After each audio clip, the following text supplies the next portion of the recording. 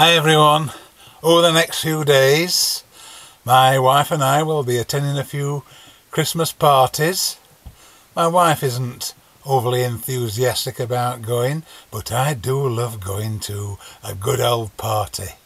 I don't know what's been planned for my birthday, but I'm sure it's going to be a good old laugh, even though I do not drink any alcohol. I haven't done for the past 25 years.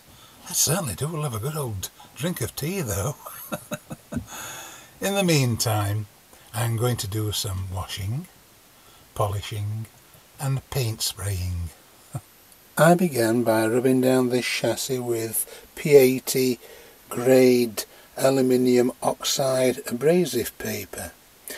I could have used Genelite rust remover, but as the surface was not too rusty, a good old rubbing down sufficed.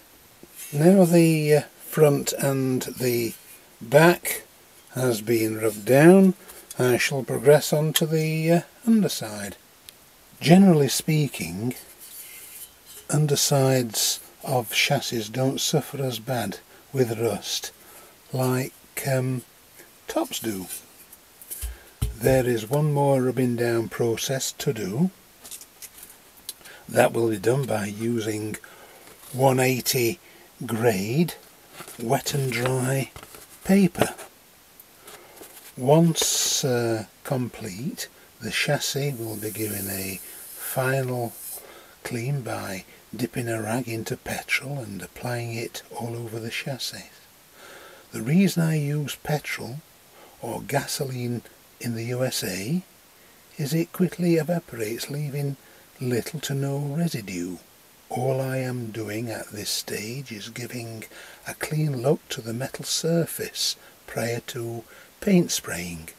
The chassis has been rubbed down with 180 grade wet and dry abrasive paper.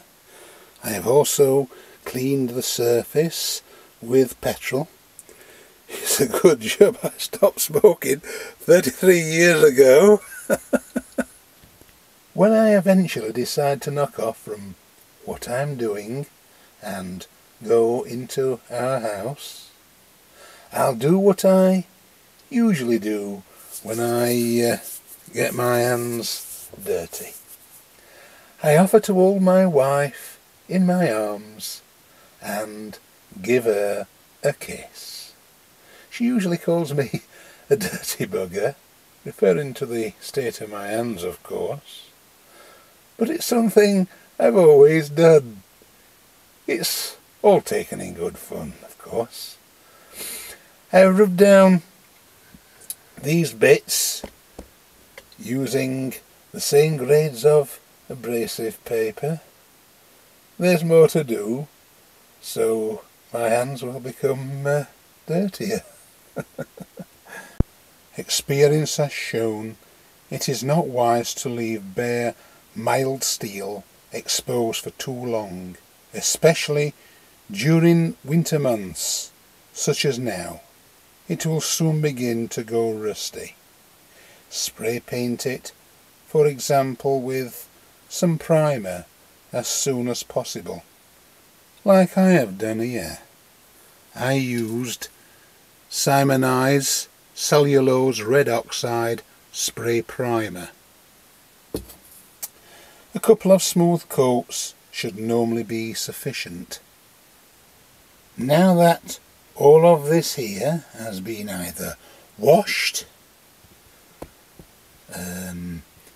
spray painted or polished, it is now ready for fitting back to the chassis. The types of spray paint that I have used are Holtz, which is a light metallic blue used on Nissan motors. I have used Wilkinson metallic spray paint, straightforward gold. That was for the back reflector plate for the dial. I have used Plasticoat fast dry enamel, matte black, which I've used here on the mains transformer, and I have used Tetrasil trade spray silver wheels. You know, it never ceases to amaze me how long a vintage radio restoration can take. Unless my wife has something in mind for me to do, I usually devote 2 to 2.5 hours each day, except weekends, here in my workshop. Although this sort of work can seem to be a labour of love, I thoroughly enjoy doing it. I say that I spend 2 to 2.5 hours at a time in here, but a significant part of that time is usually spent reading. It is so quiet and peaceful in here. There are quite a few books that I leave lying around in here. I forget to take them back up to our house when I've finished reading them. The one that I'm currently reading is this one, Colin Forbes' Precipice. I started that one last night. The one that I've just finished is one by John Pearson, The Cult of Violence, The Untold Story of the Craze. That was quite an interesting read. And of course, here we have a book by my favourite author, Colin Dexter. It's an Inspector Morse novel. Death Is Now My Neighbour. I've read that one twice. I don't always read crime and mystery fiction. Here is a book that I read about almost 3 weeks ago. It's called The Smuggler, No Gentleman, Smuggling with Violence Around Christchurch and Poole Bays by M.A. Odgers, M.A. That one there. My wife originates not too far from Christchurch and Poole. She's a Bournemouth girl. And there was this one here. This one I read about a couple of months back. Crime, Class and Corruption, The Politics of the Police by Audrey Farrell. That was quite interesting, that. And of course this one I particularly enjoyed reading.